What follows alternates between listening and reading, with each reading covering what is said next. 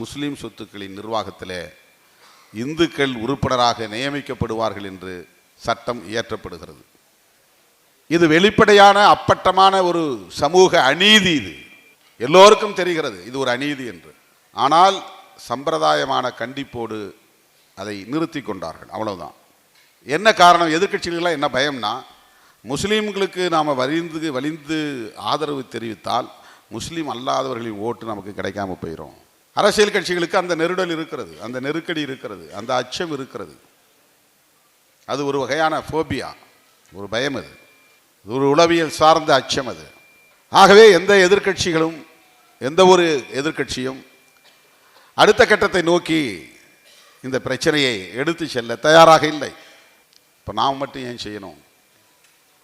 நாம் தேர்தல் அரசியலை கடந்து சிந்திக்கிறோம், அதனால் செய்கிறோம்.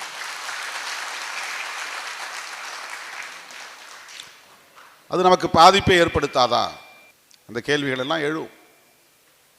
ஆனால் அதையெல்லாம் விட, நமக்கு தற்காலிகமாக கிடைக்கிற லாபத்தை விட, நமக்கு தற்காலிகமாக கிடைக்கிற பயனை விட, நம்மையெல்லாம் மனிதர்களாய் தலை நிமிர வைத்த நம்முடைய மகத்தான தலைவர் புரட்சியாளர் அம்பேத்கர் அவர்கள்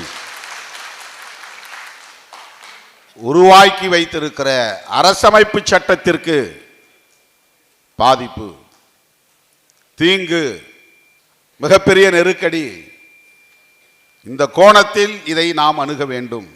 இதுதான் ஒரே திசை வழியில் சிந்திப்பது, ஒரே அலைவேகத்தில் இயங்குவது என்று நான் சொன்னேன். இதை எப்படி நாம் அப்படி புரிஞ்சுக்க முடியும்? இது என்ன, எப்படி கான்ஸ்டிடியூஷனுக்கு எதிராக இருக்கும்? அம்பேத்கருடைய அரசியலுக்கு இது எப்படி எதிராக இருக்கும்? அம்பேத்கர்னா எஸ்சி எஸ்டி மக்களுக்கான ஒரு தலைவர் தானே. எஸ்சி எஸ்டி மக்களுக்கான இடஒதுக்கீட்டுக்கு போராடியவர், அவ்வளவுதானே. அம்பேத்கர்னா எஸ்சி எஸ்டி மக்களின் பாதுகாப்பை மட்டும்தானே உயர்த்தி பிடித்தார், முன்னிறுத்தினார். இந்த சட்டத்தால் என்ன எஸ்சி எஸ்டி மக்களுக்கு பாதிப்பு? ஒன்றும் இல்லையே. இது ஒரு ஷேலோ அப்ரோச், ஒரு மேலோட்டமான அணுகுமுறை. லாஜிக் படி இது சரி, ஆனால் கருத்தியல் படி இது நீதியா என்றால் நீதி இல்லை. அம்பேத்கரை புரிந்து கொண்டால்தான் இதையும் புரிந்து கொள்ள முடியும்.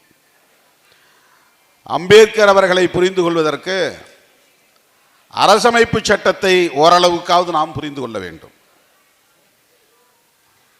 புரட்சியாளர் அம்பேத்கர் எஸ்சி சமூகத்தை சார்ந்தவர், அவர் ஒரு மகர் சாதியை சார்ந்தவர் என்கிற அந்த அடையாள அரசியல் மட்டும் போதாது. அவர் அப்படி தன்னை அடையாளப்படுத்தி கொள்ளவில்லை. அந்த அரசியலை அவர் உயர்த்தி பிடிக்கவில்லை. அப்படி நினைச்சிருந்தார்னா அவர் மகர் சாதி சங்கம் மட்டும் உருவாக்கி, நாம் பிறந்த சாதிக்கு உரிமை வேண்டும் அப்படின்னு அவரும் ஒரு சித்ரா பௌர்ணமி மாநாட்டம் நடத்தியிருப்பார். மகர் சாதிகளெல்லாம் ஒருங்கிணைச்சு. ஏன்னா அவருக்கு புத்தரை ரொம்ப பிடிக்கும். அவரும் ஒரு சித்ரா பௌர்ணமியை தேர்ந்தெடுத்து, மகர் சாதியெல்லாம் வாங்க, உங்களுக்கு நான் ஒரு 10.5% இடஒதுக்கீடு வாங்கி தரேன் அப்படிங்கிறதோடு அவர் நின்றுப்பார். ஆனால் அவர்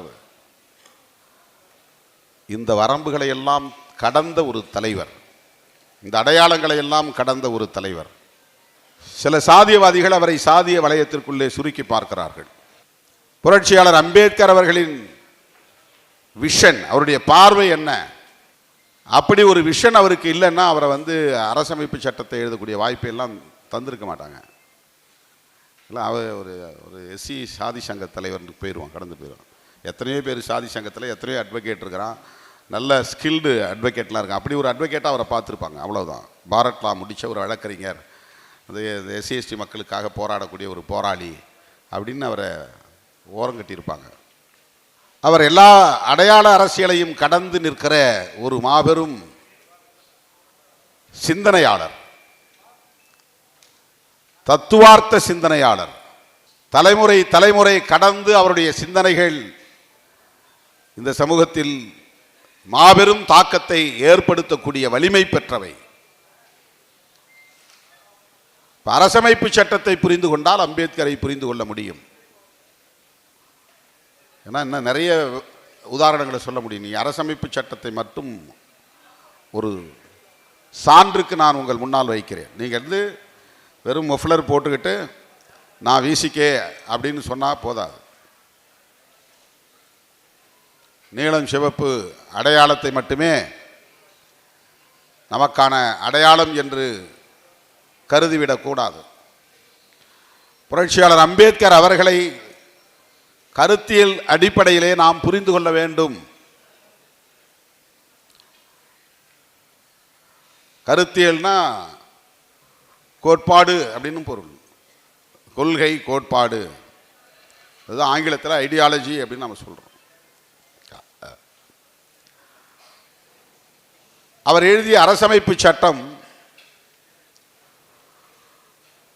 1935 பிரிட்டிஷ் ஆட்சி காலத்தில் எழுதப்பட்ட அரசமைப்பு சட்டத்திற்கு மாற்றாக எழுதப்பட்டது. கவர்மெண்ட் பிரிட்டிஷ் காலத்தில் இருந்துச்சு. அப்போ ஒரு சட்டம் இருந்துச்சு, அதுக்கு பேர் கவர்மெண்ட் ஆஃப் இந்தியா ஆக்ட் 1935. 1935 எழுதப்பட்ட ஒரு சட்டம். அதை வச்சு தான் வந்து அரசியல் நிர்ணய சபையை உருவாக்குனாங்க. அதுக்கு வேட்பாளர்களை நிறுத்தி உறுப்பினர்களை தேர்வு செய்தாங்க. அவங்க ஆட்சி நிர்வாகம் தொடர்பான கொள்கை முடிவுகள் எல்லாம் எடுத்தாங்க. சட்டமன்றம் அதன் அடிப்படையில் தான் உருவானது. சட்டமன்றங்களுக்கு அதன் அடிப்படையில் தான் தேர்தல்லாம் நடந்துச்சு. அதுக்கு முன்னாடி இருந்தே சட்டம் இருக்குது. அதெல்லாம் அடுத்தடுத்து அதை மாற்றி மாற்றி திருத்தம் பண்ணி கொண்டு வந்த கடைசி சட்டம் அந்த சட்டம். இது பிரிட்டிஷ் ஆட்சி காலத்தில் உருவானது. 1947 ஆகஸ்ட் 15 இந்த நாடு சுதந்திரம் பெற்றுவிட்டது. வெள்ளையர்கள் வெளியேறிவிட்டார்கள். நாடு சுதந்திரம் பெற்றுவிட்டது. ஆனால் வெள்ளையர்களின் சட்டம் அப்படியே இருந்தது. அந்த அடிப்படையில் அரசும் இயங்கியது. அந்த அடிப்படையில் தான் எல்லாம் இயங்கிக் கொண்டிருந்தன. இப்போ நாடு சுதந்திரம் பெற்றுவிட்டது, ஆனால் குடியரசாகவில்லை. ஆவது என்றால் என்ன? நமக்கு நாமே ஒரு சட்டத்தை எழுதி கொண்டு நம்மை நாமே ஆண்டு கொள்வது. குடி என்றால் மக்கள், குடியரசு என்றால் மக்கள் அரசு. 47க்கு பிறகு அரசு இருந்தது. ஆனால் பிரிட்டிஷ்காரன் இல்லை. இருந்தாலும் அந்த அரசு பிரிட்டிஷ் அரசு தான். வைஸ்ராய் கவுன்சில் இருந்தது, அவருடைய பிரதிநிதிகள் கொண்ட சபை இருந்தது, அந்த சட்டங்கள் இருந்தன. ஆகவே நமக்கு நாமே ஆண்டு கொள்வதற்கான ஒரு சட்டத்தை எழுத வேண்டிய தேவை எழுந்தபோது புரட்சியாளர் அம்பேத்கர் அவர்களின் தலைமையில் வரைவு குழு ஒன்று அமைக்கப்பெற்று அல்லும் பகலும் அயராது பாடுபட்டு கிட்டத்தட்ட 3 ஆண்டு காலம் கண் துஞ்சாமல் உழைத்து தன் ஆற்றல் முழுவதையும் அதற்காக செலவழித்து புரட்சியாளர் அம்பேத்கர் அவர்கள் எழுதிய சட்டம் 1950 ஜனவரி 26 அன்று நடைமுறைக்கு வந்தது. அந்த நாள் தான் இந்தியா குடியரசான நாள். குடியரசு ஆயிடுச்சு. அந்த குடியரசை எப்படிப்பட்ட குடியரசு என்று அரசமைப்பு சட்டம் விவரிக்கிறது. புதுதில்லியிலே உருவாகிற இந்திய ஒன்றிய அரசு என்பது எத்தகைய அரசு? இறையாண்மையுள்ள ஜனநாயக குடியரசு.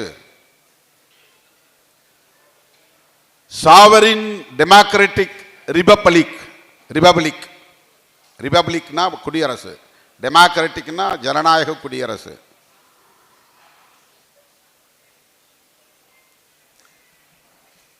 இப்போ பாகிஸ்தானில் கூட குடியரசுன்னு சொல்லுவாங்க, ஆனால் அங்கே இராணுவ ஆட்சி இருந்தது. அதை டெமோக்ராட்டிக் ரிபப்ளிக்னு சொல்ல முடியாது. இந்த மிலிட்டரி டிக்டேஷன் இருந்துச்சு அங்கே. ஆனால் இந்தியாவில் உருவான குடியரசு டெமோக்ராட்டிக் குடியரசு, ஜனநாயக குடியரசு, இறையாண்மையுள்ள ஜனநாயக குடியரசு. இந்த சாவரின் அப்படிங்கிற சொல்லுக்கு வந்து ஆங்கிலத்தில் சொல்லக்கூடிய அந்த சொல்லுக்கு பேர் தமிழில் இறையாண்மைன்னு அர்த்தம். இறைன்னா அரசு, இறையாண்மை என்றால் அரசாண்மை, அரசாண்மை என்றால் நாங்களே எங்களை ஆண்டு கொள்கிறோம் என்று பொருள். நாங்கள் யாரையும் சார்ந்திருக்க மாட்டோம். எங்கள் நாட்டின் மீது, எங்கள் அரசின் மீது இன்னொரு நாடு தலையிட முடியாது, தலையிட அனுமதிக்க மாட்டோம் என்று சொல்லுகிற ஒரு சொல்லுது. இது சாவரின் ஸ்டேட். பிரிட்டிஷ்காரனுக்கு இனிமேல் இங்கே வேலை இல்லை. எங்களுக்கான பாலிசியை நாங்களே முடிவு பண்ணுவோம், எங்களுக்கான சட்டங்களை நாங்களே ஏற்றிக்கொள்வோம், எங்களுக்கான பிரச்சனைகளை நாங்களே தீர்த்து கொள்வோம், யாரையும் நாங்கள் சார்ந்து இருக்க மாட்டோம். ஆனால் மோடி ஆட்சியில் டொனால்டு ட்ரம்ப் அறிவிக்கிறாரு இந்தியாவுக்கும் பாகிஸ்தானுக்கும் போர் நின்று விட்டதுன்னு. இங்கே சாவரினிட்டி கேள்விக்குறியாகிறது. டொனால்டு ட்ரம்ப் இன்னொரு நாட்டினுடைய அதிபர். பாகிஸ்தானுக்கும் இந்தியாவுக்கும் இடையிலான பிரச்சனைக்கு முற்றுப்புள்ளி வைக்க வேண்டும் என்று ஒரு நாட்டின் ஆதரவை கேட்பது என்பது வேறு, அவர்கள் தலையிடுவது என்பது வேறு. ஆனால் அதில் எடுக்கப்படுகிற முடிவுகள் நாம் எடுக்கிற முடிவுகளாக இருக்க வேண்டும், அதை அறிவிக்கக்கூடியவர்கள் நாம இருக்க வேண்டும். அதுதான் சாவரினிட்டி, அதுதான் இறையாண்மை. நம்ம பிரச்சனை இன்னொருத்த தலையிட்டு அவங்க 2 பேரும் விளையாண்டுக்கிட்டு இருந்தாங்க, நான் விளையாட வேணாம் போங்கன்னு சொல்லிட்டேன் அப்படின்னு சொல்கிற மாதிரி இருக்குது. அவங்க அடிச்சுக்கிற மாதிரி விளையாண்டுக்கிட்டு இருந்தாங்க, சரி விளையாண்டது போதும், போய் வேலையை பாருங்க நான் சொல்லிட்டேன் அப்படின்னு டொனால்டு ட்ரம்ப் சொல்கிற மாதிரி இருந்தது. இப்போ இந்த இடத்துல நம்ம அரசாங்கத்தினுடைய சாவரினிட்டி, இறையாண்மை கேள்விக்குறியாகிறது. இறையாண்மைனா நீங்கள் என்னன்னு புரிஞ்சுக்கணும், அதுக்கு சொல்ல வரேன். ஆகவே வெள்ளையர்கள் வெளியேறிய பிறகு இங்கே உருவாகி இருக்கிற அரசு என்பது ஒரு ஜனநாயக குடியரசு, இறையாண்மையுள்ள குடியரசு. இதில் அம்பேத்கர் அந்த சட்டத்தை எழுதக்கூடிய வாய்ப்பை பெற்றதனால், அதுதான் ரொம்ப முக்கியமானது, எல்லாரும் கவனமாக கேளுங்க. அம்பேத்கர் அவர்கள் இந்த சட்டத்தை எழுதக்கூடிய வாய்ப்பை பெற்றதனால் இந்த அரசுக்கான அரச மதம் எது என்பது அறிவிக்கப்படாமல் இருந்தது, ஏற்றுக்கொள்ளப்படாமல் இருந்தது. No religion for state. அரசுக்கு ஒரு அரச மதம் கிடையாது. உலகத்தில் எல்லா நாடுகளுக்கும் ஸ்டேட் ரிலீஜன் உண்டு, இந்தியாவுக்கு ஸ்டேட் ரிலீஜன் இல்லை. இப்போ இந்தியாவுக்கு ஸ்டேட் ரிலீஜன் வேணும் அப்படிங்கிறது பிஜேபி ஆர்எஸ்எஸ் உடைய கோரிக்கை. இதை லாஜிக் படி பார்த்தா அப்சல்யூட்லி கரெக்ட்னு நம்ம சொல்ல முடியும், பர்ஃபெக்ட்லி கரெக்ட்னு நம்ம சொல்ல முடியும், லாஜிக். ஏன்னா பாகிஸ்தானுக்கு முஸ்லீம் மதம் தான், இஸ்லாம் மதம் தான் ஸ்டேட் ரிலீஜன், இலங்கைக்கு புத்திசம் தான் ஸ்டேட் ரிலீஜன், இங்கிலாந்துக்கு கிறிஸ்டியானிட்டி ஸ்டேட் ரிலீஜன். ஏன் இந்தியாவுக்கு ஸ்டேட் ரிலீஜன் இருக்கக்கூடாது? உலகத்தில் எல்லா நாடுகளுக்கும் ஸ்டேட் ரிலீஜன் இருக்கும்போது இந்தியாவுக்கு ஏன் இருக்கக்கூடாது? இது பார்த்தா மேலோட்டமாக ஆமாம் கரெக்டு தானே அவங்க சொல்கிறது. அப்போ ஸ்டேட் ரிலீஜன் வேணும்ல, ஏன் இந்த கான்ஸ்டிடியூஷனில் ஸ்டேட் ரிலீஜன் இல்லாமல் போச்சு? இப்போ அம்பேத்கர் பண்ணது தப்பு தானே அப்படிங்கிற கேள்வி வரும். ஆனால் இந்த விவாதம் அம்பேத்கர் அவர்களின் காலத்திலேயே, புரட்சியாளர் அம்பேத்கர் அவர்களின் காலத்திலேயே பண்டிட் ஜவஹர்லால் நேரு போன்ற தலைவர்கள், சமகால தலைவர்கள் விரிவாக இதை விவாதித்தார்கள். பெரிய அளவில் விவாதம் நடந்துச்சு. கடைசியாக அவங்க ஒரு முடிவுக்கு வந்தாங்க, இந்திய அரசுக்கு நோ ரிலீஜன் வேண்டாம். அதுதான் செக்யூலரிசம், அதுதான் செக்யூலரிசம். செக்யூலரிசம்ங்கிற வார்த்தைக்கு மதச்சார்பின்மையின் பேர். அவங்க என்ன முடிவு பண்ணாங்கன்னா, இந்தியாவில் இருக்கிற குடிமக்கள் யாரும் எந்த மதத்தையும் பின்பற்றலாம், எந்த கடவுளையும் வழிபடலாம், எந்த கலாச்சாரத்தையும் ஏற்றுக்கொள்ளலாம், ஆனால் இந்த அரசுக்கு மதம் வேண்டாம்.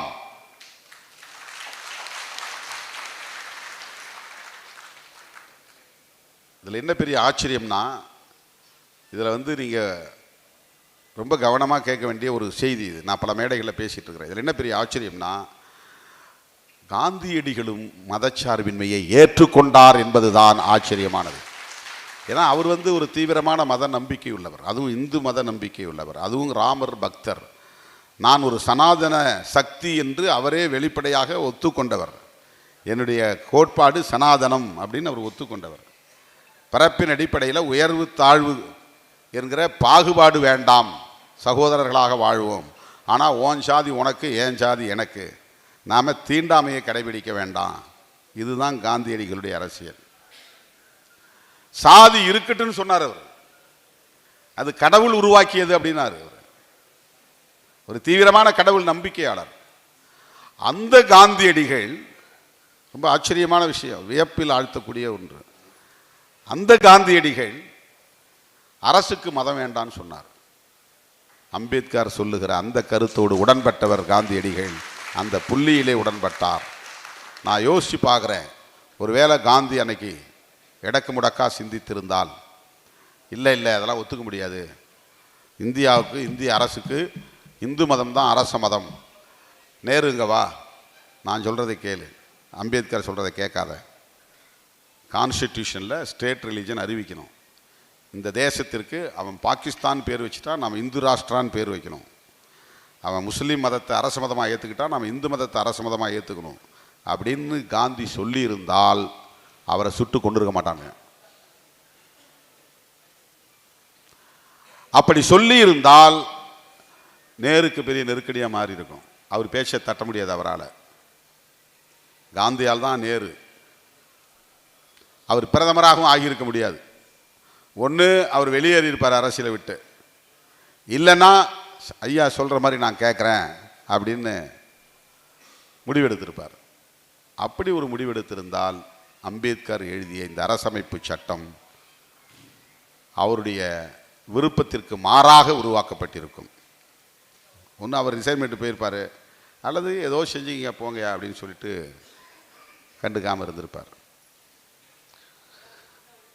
அரசுக்கு மதம் வேண்டாம் என்பதில் காந்தியடிகளுக்கும் உடன்பாடு இருந்தது, ஜவஹர்லால் நேரு அவர்களுக்கும் உடன்பாடு இருந்தது. புரட்சியாளர் அம்பேத்கரின் கருத்தோடு அவர்கள் ஒத்துப்போனார்கள். 3 பேரும் ஒரே நேர்கோட்டில் ஒரே புள்ளியில் இணைந்தது மதச்சார்பின்மை என்பதுதான். யுத்தம் நடக்குது, பயங்கரமான கலவரம் நடக்குது, நாடு 2ஆ பிரிஞ்சிருச்சு. ஒரு பகுதி இந்தியான்னு அறிவிச்சுனா, இன்னொரு பகுதி கிழக்க ஈஸ்ட் பாகிஸ்தான், மேற்க வெஸ்ட் பாகிஸ்தான். பாகிஸ்தான் 2 இருந்தது, பல பேருக்கு தெரியாது.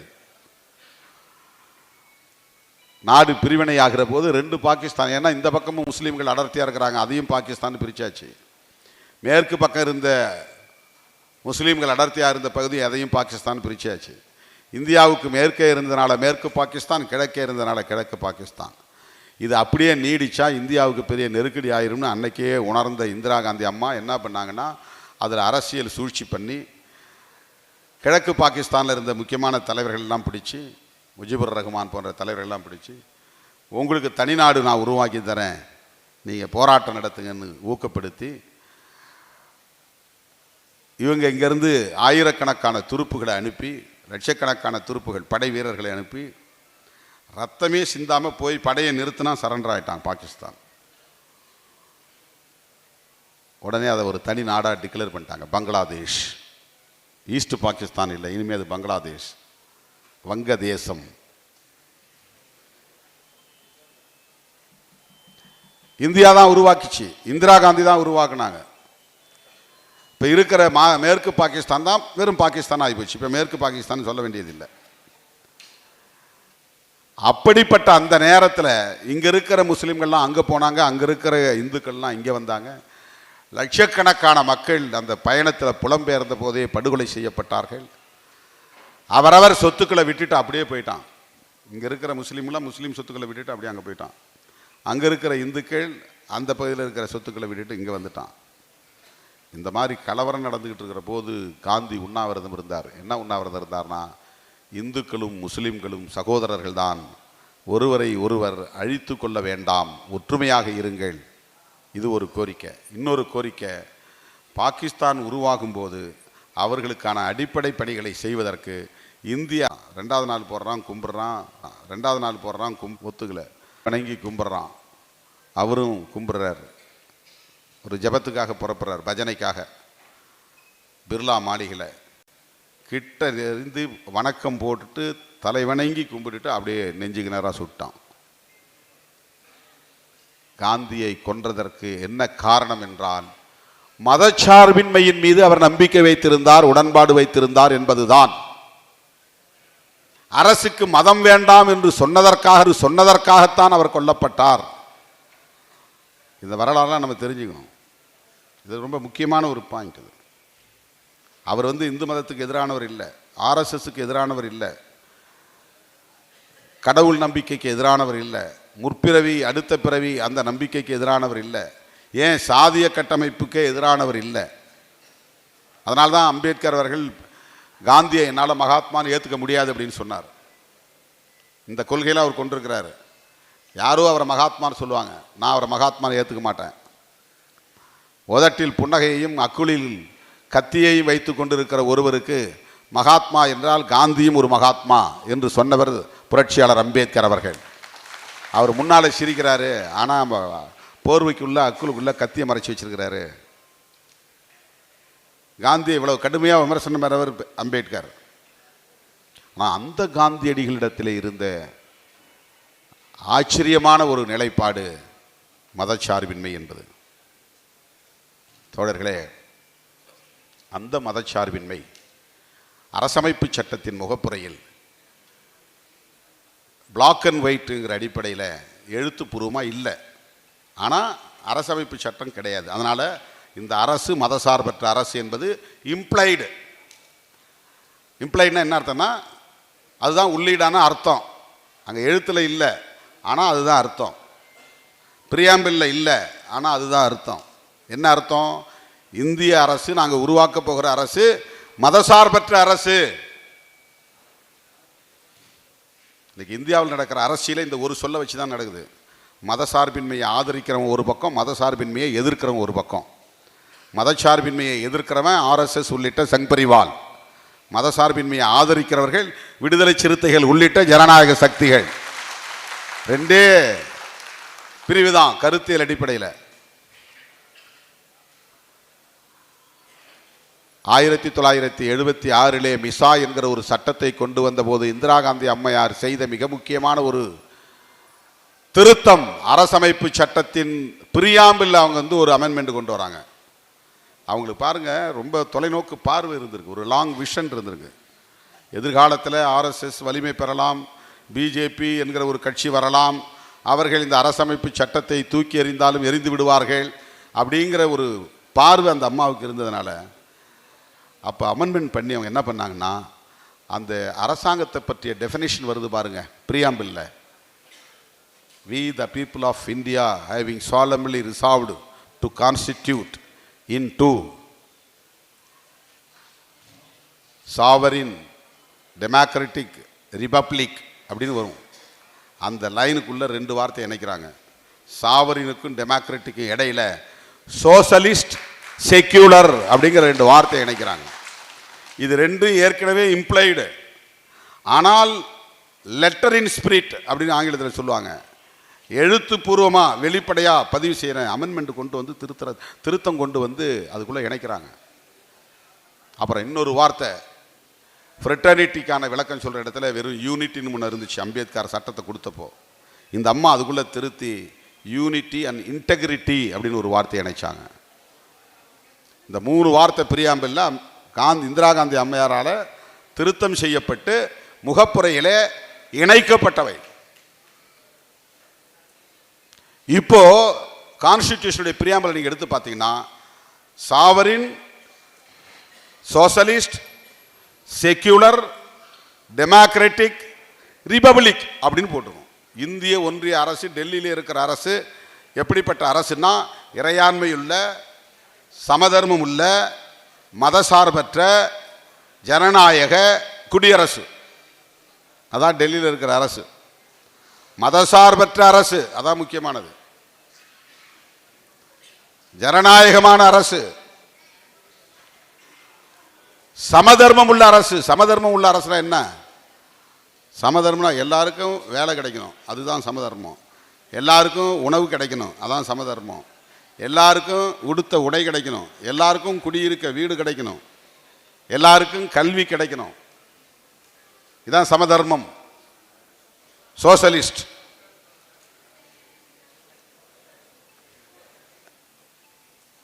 அப்படிப்பட்ட ஒரு அரசாக இந்த அரசு இருக்கும் என்று இந்திரா காந்தி அம்மையாரால் மறுபடியும், தம்பி தண்ணி அப்புறம் கொடுக்கலாம், தம்பி ஏய் ஏய் டேய் தண்ணி அப்புறம் கொடுக்கலாம், உட்கார் உட்கார், பேசுறத கவனி, நீயும் கவனி.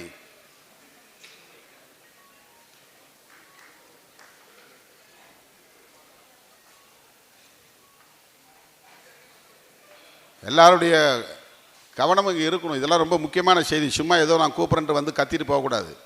இது வெறும் சாதி கட்சி கிடையாது, சாதி சங்கம் கிடையாது கூச்சல் போட்டு போகிறதுக்கு.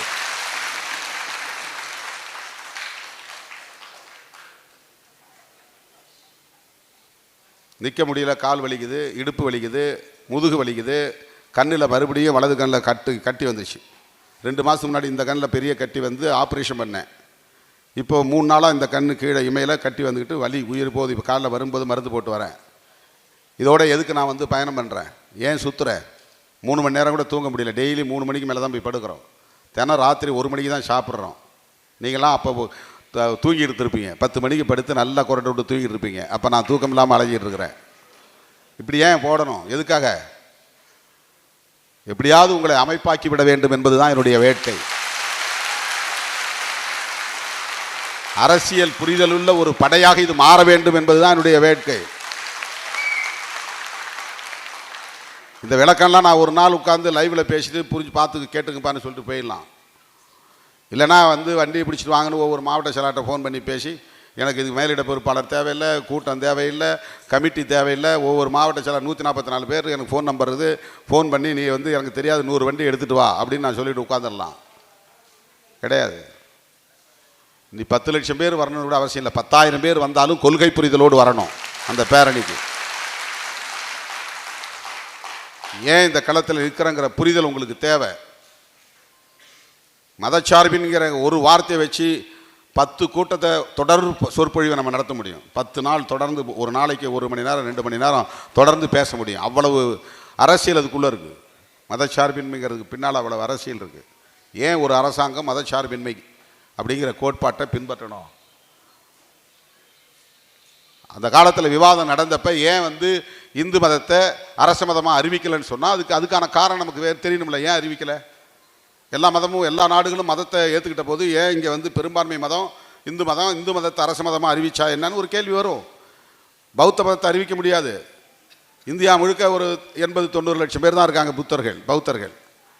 பார்சி மதத்தை அறிவிக்க முடியாது. ஒரு 10 லட்சம் பேர் கூட இருக்க மாட்டாங்க.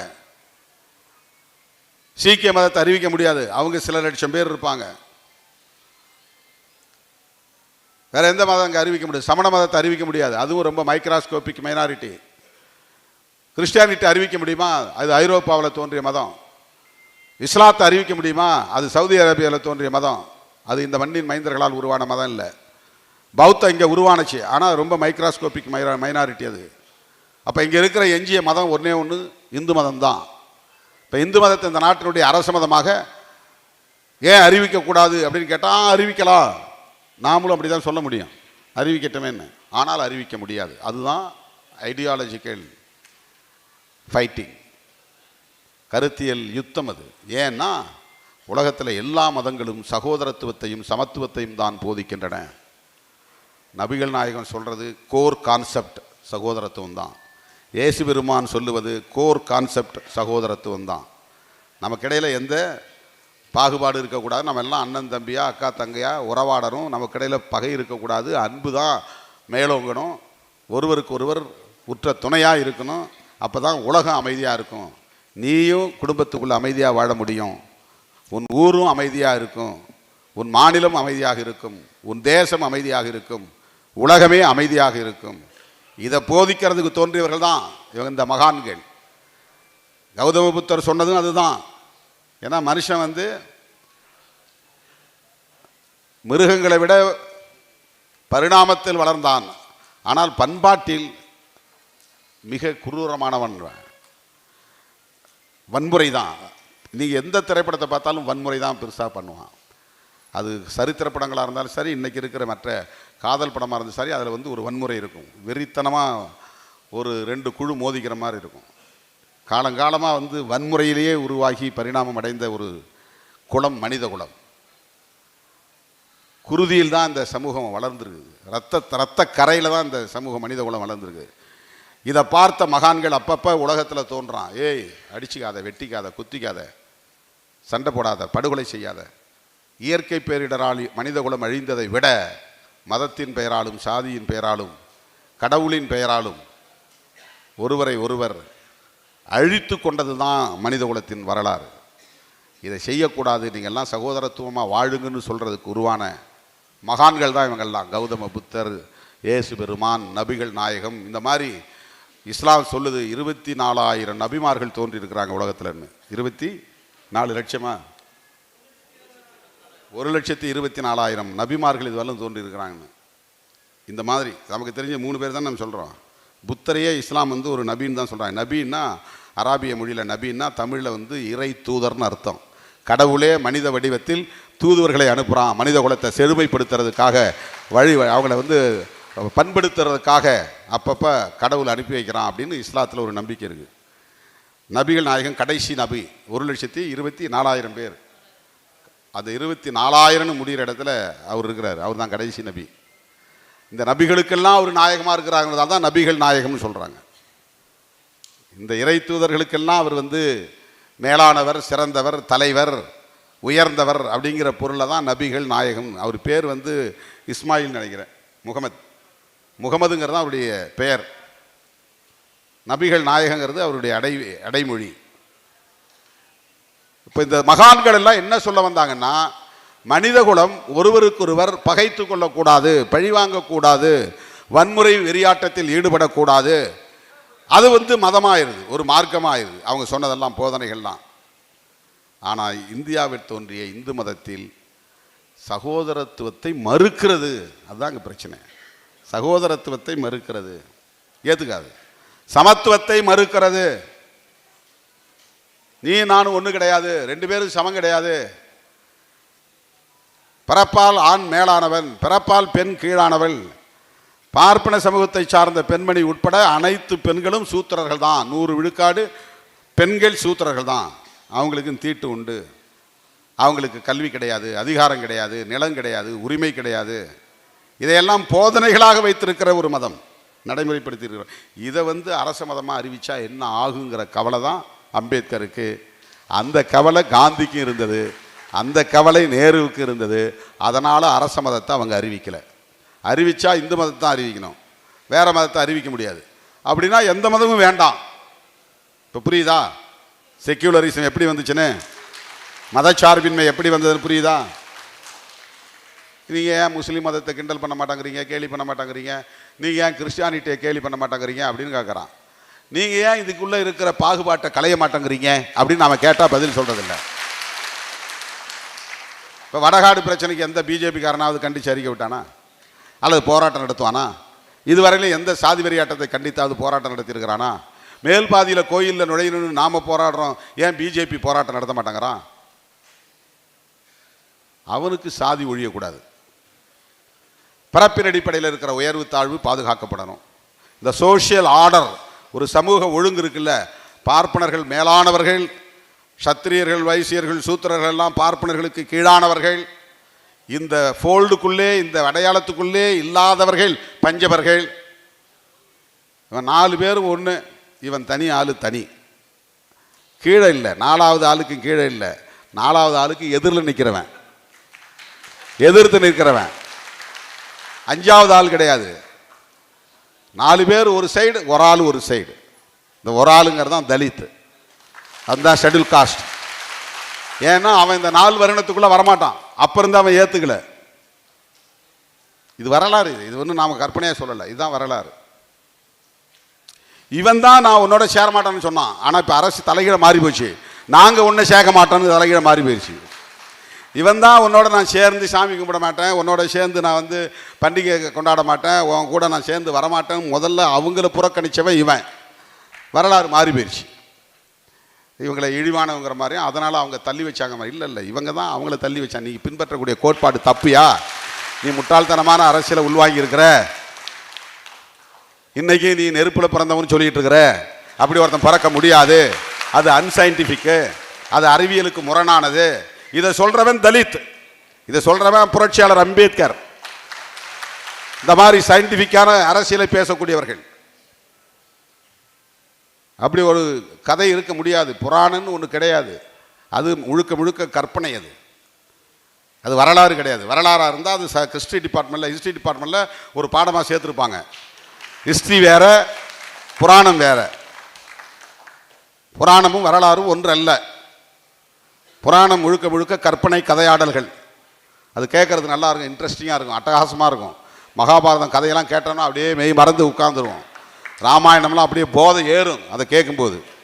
அவ்வளோ அருமையாக இதிகாசத்தை படைச்சிருக்கிறான். அதை படைச்சவன் பெரிய கெட்டிக்காரன் தான், சாதாரண ஆள் கிடையாது. ஆயிரக்கணக்கான வருஷம் 2 இதிகாசம் மனித குலத்தையே ஆட்டி படைக்குது, அப்படியே இந்தியாவையே ஆட்டி படைக்குது. அப்படிப்பட்ட ஒரு இலக்கிய படைப்பது.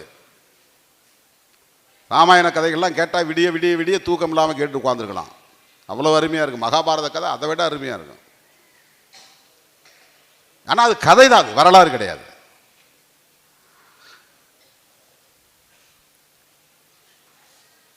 புரட்சியாளர் அம்பேத்கர் அவர்கள் எழுதிய அந்த அரசமைப்பு சட்டத்தில் மதச்சார்பின்மை என்பது ஏன் வந்தது என்பதற்கான ஒரு வரலாற்று பின்னணி இது. இந்து மதம் பாகுபாடு நிறைந்த மதம், discriminatory religion. Discriminatory religion, discrimination அப்படின்னா பாகுபாடு. பாகுபாடுன்னா என்ன அர்த்தம்னா, ஒருத்தன் உயர்ந்தவன் ஒருத்தன் தாழ்ந்தவன், பரப்பால். நீ என்ன படிச்சிருந்தாலும், என்ன சொத்து இருந்தாலும், எவ்வளோ பெரிய நிலப்பிரபுவாக இருந்தாலும், எவ்வளோ பெரிய தொழிலதிபராக இருந்தாலும் நீ கீழ்சாதி தான்.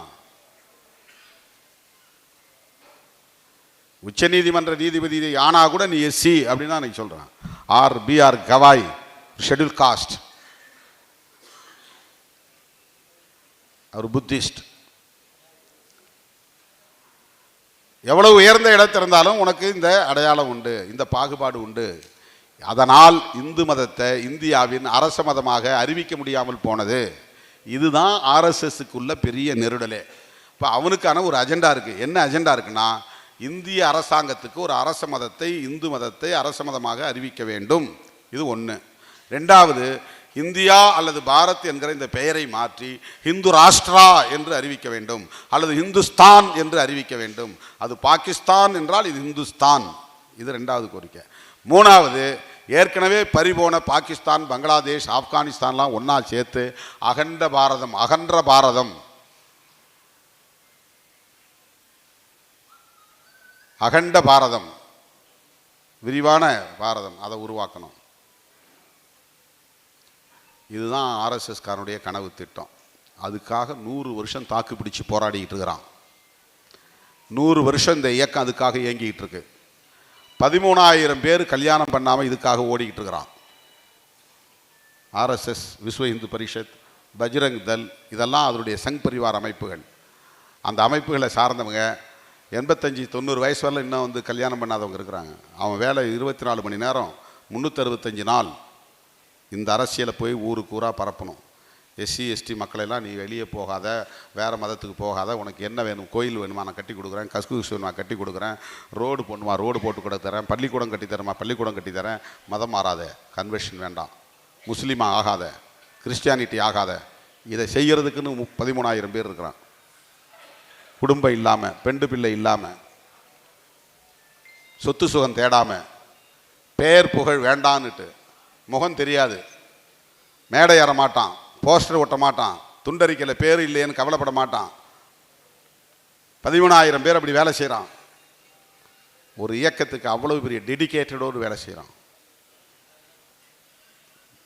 மாவோயிஸ்டுகள் தான் அப்படி வந்து அர்ப்பணிப்போடு வேலை செய்வாங்க. குடும்பம் வேண்டாம், பெண்டு பிள்ளை வேண்டாம், மக்களுக்காக நம்ம வாழ்க்கையை ஒப்படைச்சிருவோம்.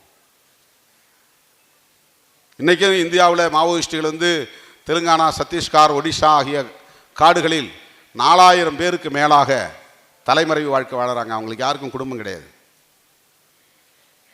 ஆயுத பயிற்சி எடுக்கிறாங்க. நக்சல் ஒழிப்புங்கிற பேரில் அமித்ஷா படையெடுப்பு நடத்துகிறார். உள்ள பூந்து ஹெலிகாப்டர் மூலமாக குண்டு போடுறாங்க. அவங்கெல்லாம் மாவோயிஸ்டுகள். பழங்குடி மக்களுக்காக போராடக்கூடியவர்கள், தீண்டாமைக்கு எதிராக போராடக்கூடியவர்கள், கனிவளங்களை பாதுகாப்பதற்காக போராடக்கூடியவர்கள். அவன் தான் அப்படி டெடிகேட்டடாக இருப்பான். அதே மாதிரி அர்ப்பணிப்போட ஆர்எஸ்எஸ்காரர்கள் வேலை செய்கிறார்கள்.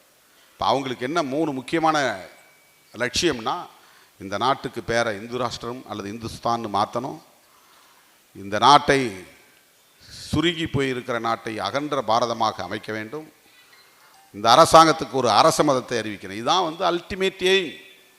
அதை நிறைவேற்றுவதற்காக உருவாக்கிய அரசியல் பிரிவு தான் பிஜேபி. ஆர்எஸ்எஸ் தான் தாய் கழகம், தாய் இயக்கம். அதில் பல பிரிவுகளில் ஒரு பிரிவு பிஜேபிங்கிற அரசியல் பிரிவு.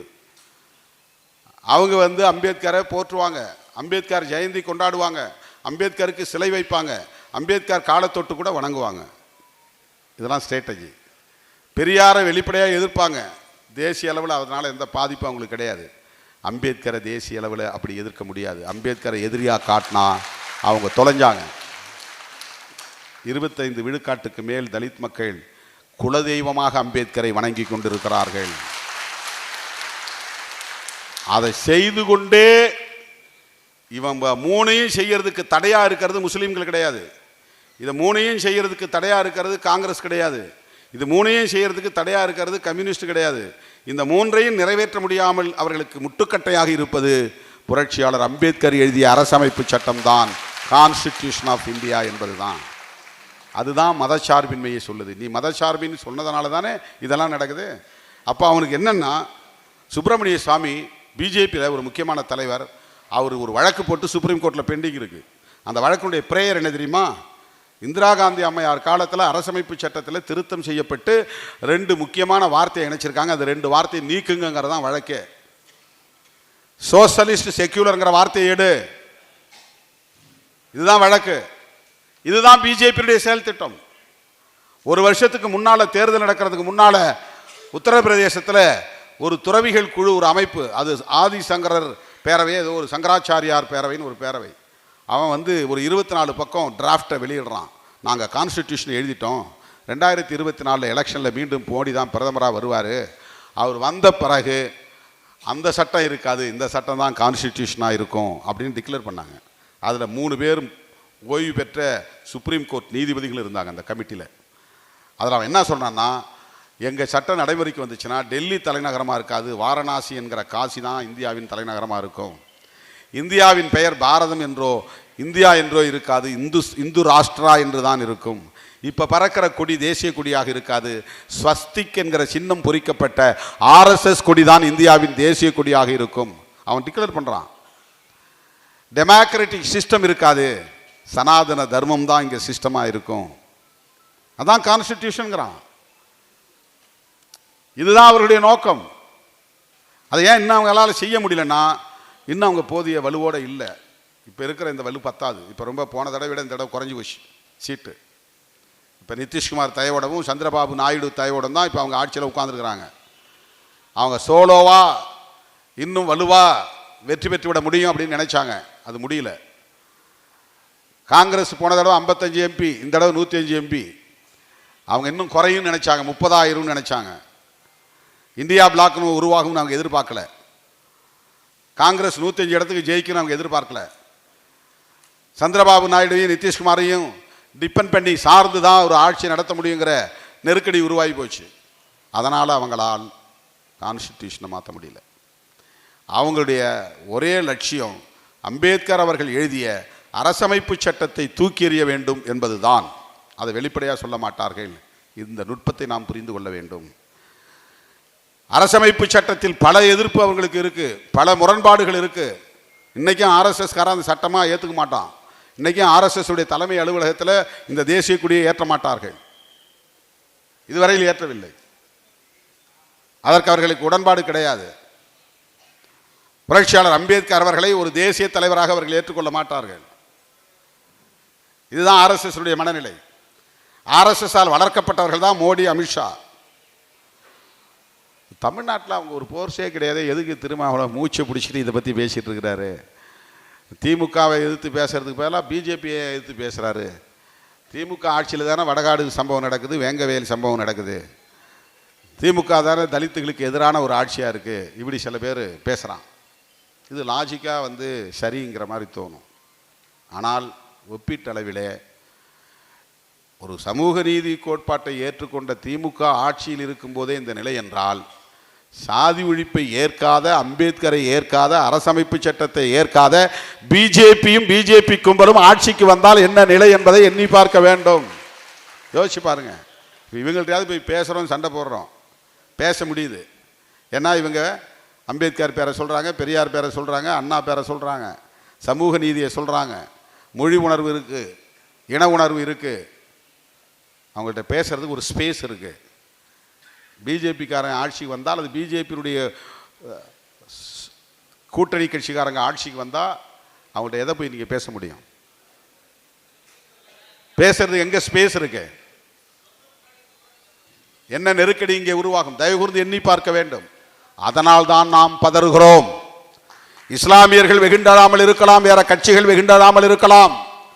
வக்ஃபு திருத்த சட்டமும், குடியுரிமை திருத்த சட்டமும், முத்தலாக்கு சட்டமும், அரசமைப்பு சட்டத்தின் 370வது உறுப்பு நீக்கமும் எதன் மீதான தாக்குதல் என்றால், புரட்சியாளர் அம்பேத்கர் எழுதிய அரசமைப்பு சட்டத்தின் மீதான பாசிச தாக்குதல், மதச்சார்பின்மைக்கு எதிரான தாக்குதல். அந்த மதசார்பின்மையை காப்பாற்ற வேண்டிய பொறுப்பு வேறு எவருக்கு இருக்கிறதோ இல்லையோ, சிறுத்தைகளுக்கு இருக்க வேண்டும். நமக்கு இருக்கிறது. நாம் அதை செய்தாக வேண்டும். நமக்கு அந்த புரிதல் இருந்தாக வேண்டும். அவர்கள் எப்படியாவது அதிமுக தோளிலே ஏறி சவாரி செய்து ஆட்சி அதிகாரத்துக்கு வந்துவிட முடியும் என்று கணக்கு போட்டு காய்களை நகர்த்தி கொண்டிருக்கிற சூழலில் நாம் இதை எப்படி தடுப்பது என்று சிந்திக்க வேண்டிய தேவை நமக்கு உள்ளது. அவர்கள் சாதிய சங்கங்களை ஊக்கப்படுத்துவார்கள், சாதியவாதிகளை ஊக்கப்படுத்துவார்கள், கோடிகளை கொட்டி கொட்டி அவர்களை தாங்கி பிடிப்பார்கள். சாதி பெருமிதம் பேசு, பறையர்னா சிவபெருமான் குலத்தை சார்ந்தவர்கள் பேசு. அதனால்தான் பறைய சிவபெருமானுக்கு சுடலை ஆண்டின்னு பேர் வந்தது. அவர் சுடுகாட்டில் இருந்தவர், சுடுகாட்டு சாம்பலை பூசிக்கிட்டவர். அதனால் நாம் எல்லாம் சிவகுலத்தில் இருந்து தோன்றியவர்கள் அப்படின்னு பேசு. அப்படின்னு பேசுகிறவனுக்கு கூலி கொடுக்குறாங்க, மாத கூலி. நந்தனுக்கு விழா எடுக்கிறாங்க. இவ்வளோ காலமாக இல்லாமல் இப்போ நந்தனுக்கு விழா எடுக்கிறாங்க.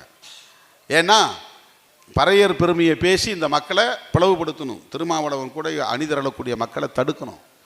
அதுக்கு சில பொறுக்கிகளை இப்போது வளர்க்கிறார்கள். அரசியல் அறியாமையில் உழலும் அற்பர்களை வளர்க்கிறார்கள். நாம் ரொம்ப நிதானமாக பயணிக்க வேண்டியிருக்கிறது. காந்தியடிகளையே சுற்று கொன்ற கும்பல் அல்லவா அவர்கள். காந்தியடிகளையே, தேசப்பிதாவையே சுட்டு கொன்ற கும்பல். நாம் எவ்வளவு பெரிய பகையை எதிர்த்து நிற்கிறோம் தேசிய அளவில். நமக்கு எல்லா பிரச்சனையும் ஒரு தேசிய பார்வை வேணும். நம்ம குறுகிய ஒரு மாவட்டத்துக்குள்ளே சுருங்கி நின்ற முடியாது. நாங்கள் பறையர்கள்னால் நீ தமிழ்நாட்டுக்குள்ளே தான் நிற்கணும். அப்புறம் இன்னும் பறையர்கள்னால் நீ வட மாவட்டங்களில் தான் நிற்கணும். அப்படியே நீ சுருங்கி, உன் டெரிட்டரியே சுருங்கி போயிடும், உன்னுடைய நிலப்பரப்பே சுருங்கி போயிடும். அப்புறம் அதிலே நீ என்ன பறையர்னு தஞ்சாவூருக்கு போனால் சண்டை வந்துடும். டெல்டா மாவட்டங்களில் அந்த பறையரா இந்த பறையரா, அவன் வேற பறையர் இவன் வேற பறையர், அதெல்லாம் அவனை சேர்க்க விடாத, அவனை கட்சியில் வளர விடாத. எப்படி சுருங்குது பாருங்க உன் பார்வை. உன் டெரிட்டரியே மாறி போயிடும். அப்படியே தென் மாவட்டங்களே அப்படி இருக்குது, எல்லா சாதிக்குள்ளேயும் அப்படி இருக்குது. பல்லர்களையும் உண்டு, அருந்ததிர்கள், தேவேந்திரகுல வேளாளர்களையும் உண்டு, அருந்ததிர்களையும் உண்டு. அந்த மாதிரி நிறையா. என்ன நீ சாதிக்குள்ளே போனால் அதுக்கப்புறம் இந்த அடையாளங்களும் வரும். உனக்கு உன்னுடைய நிலப்பரப்பு சுருங்கி போயிடும். உனக்கு தேசிய பார்வை தேவைப்படுகிறது. சாதி என்பது தேசிய கூறு, ஒரு நேஷனல் பினாமினா. அது இந்தியா முழுவதும் இருக்கு. இந்தியா முழுவதும் இருக்கக்கூடிய இந்த ஒடுக்கப்பட்ட மக்களை ஒருங்கிணைக்க வேண்டிய பொறுப்பு நமக்கு இருக்கிறது. அப்பதான் தேசிய அளவில் ஆளுமை செலுத்துகிற பிஜேபி போன்ற சக்திகளை நாம் எதிர்கொள்ள முடியும். இல்லைன்னா நம்ம ஒரு மாவட்டத்துக்குள்ள, ஒரு ஒன்றியத்துக்குள்ள சுருங்கி போய் நின்றோம், அவ்வளோதான்.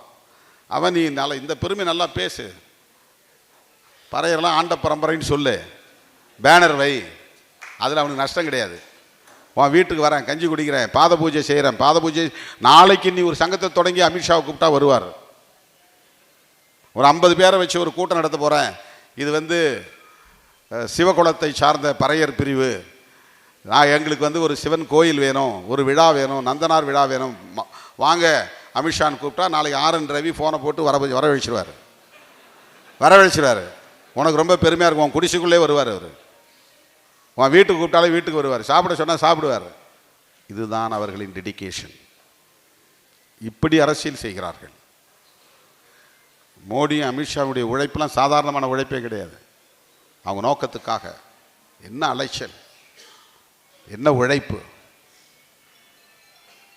அவங்க எடுத்துக்கிட்ட அந்த கொள்கைக்காக, கோட்பாட்டுக்காக, லட்சியத்திற்காக அவர்கள் ஆற்றுகிற பாடு விவரிக்க முடியாது. உள்ளபடியே சாதாரணமான உழைப்பு கிடையாது. அவங்க சாதாரண ஆளும் கிடையாது. அவங்க எடுத்துக்கிட்ட லட்சியத்தில் அவ்வளவு உறுதியாக இருக்கிறாங்க.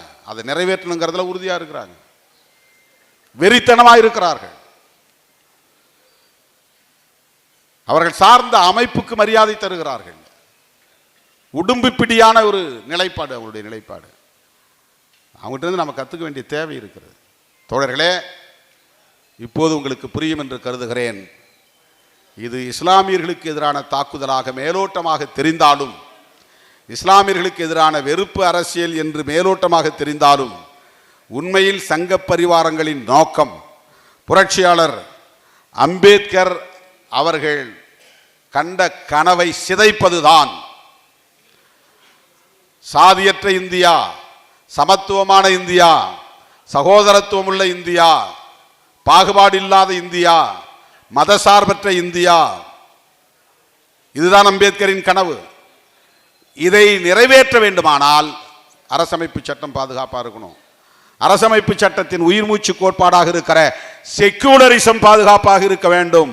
அதனால் இந்த பேரணியின் பிரதான முழக்கம் சேவ் செக்யூலரிசம் என்பதுதான். இந்த பேரணியின் பிரதானமான முழக்கம் மதசார்பின்மை காப்போம், ஆங்கிலத்தில் சேவ் செக்யூலரிசம். ஏன் இந்த பேரணிக்கு இந்த பேர் வச்சிருக்கோம் தெரியுதுங்களா? நாமளும் வெறும் மக்கள் பேரணி, எழுச்சி பேரணி அல்லது ஏதாவது ஒரு பேர் வச்சிருக்கலாம். நம்முடைய ஒவ்வொரு பேரணிக்கும் இருக்கிற தலைப்பை நீங்கள் பார்க்கணும்.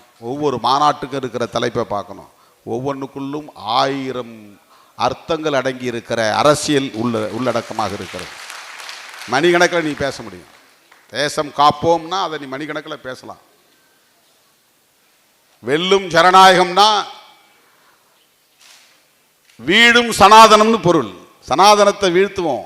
இன்னைக்கு ஜனநாயகம் தோற்ற மாதிரி இருக்கலாம், ஆனால் இறுதியில் ஜனநாயகம் தான் வெல்லும். இறுதியில் அம்பேத்கரியம் தான் வெல்லும். இறுதியில் பெரியாரியம் தான் வெல்லும். தோழர்களே, இந்த புரிதலோடு தான் நாம் களமாட வேண்டும். எனவே ஒவ்வொருவரும் இந்த 15 நாட்களில் தீவிரமாக இறங்கி வண்டி வாகனங்களை பதிவு செய்ய வேண்டும். நான் ஒரு சின்ன கோரிக்கை வச்சிருக்கிறேன், அது ஆசை. வாய்ப்புள்ள தோழர்கள் அம்பேத்கர் போல ப்ளூ அண்ட் ப்ளூ கோட் சூட்டோட வரணும். வெள்ளை சட்டை போட்டு டை கட்டிக்கிட்டு ஒரு 10,000 அம்பேத்கர்கள் வீதியில் நடந்தார்கள், மதச்சார்பின்மையை காப்பாற்றுவதற்காக நடந்தார்கள் என்று சொல்லக்கூடிய வகையில். அதை முடியாதவங்க நீலச்சட்டை அணிஞ்சிட்டு வரணும். இது மொத்தத்தில் ஒட்டுமொத்தமாக ஒரு நீலவண்ண மயமாக இருக்க வேண்டும் அந்த பேரணி, நீலச்சட்டை பேரணி. இப்போ பேனர் வைக்க வேண்டிய இடத்துல பேனர் வைங்க, சுவரை எழுத்து முடிந்தால் சுவரை எழுத்து எழுதுங்க. 15 நாளில் முடியுமான்னு தெரியல. துண்டறிக்கைகளை அச்சிட்டு உங்கள் பேர் அங்கங்கே போடணுமோ பெருசு பெருசாக போட்டு மக்கள்கிட்ட கொடுக்குறவங்க கொடுங்க. பகுதி வாரியாக அடித்து கொடுங்க, மக்கள்கிட்ட போய் சேரட்டும். எல்லோருக்கும் தெரியணும் திருச்சியில் பேரணி 31ஆம் தேதி. தோழர்களே, 19ஆம் தேதி மாலை 4 மணிக்கு வடகாடு சாதி வெறியாட்டத்தை கண்டித்து நீதிமன்றம் அனுமதித்ததன் அடிப்படையில் எனது தலைமையில் ஆர்ப்பாட்டம் நடைபெற இருக்கிறது. அந்த ஆர்ப்பாட்டத்திலும் திருச்சியை, புதுக்கோட்டையை சுற்றியுள்ள தோழர்கள் தவறாமல் பங்கேற்க வேண்டும் என்கிற வேண்டுகோளை விடுத்து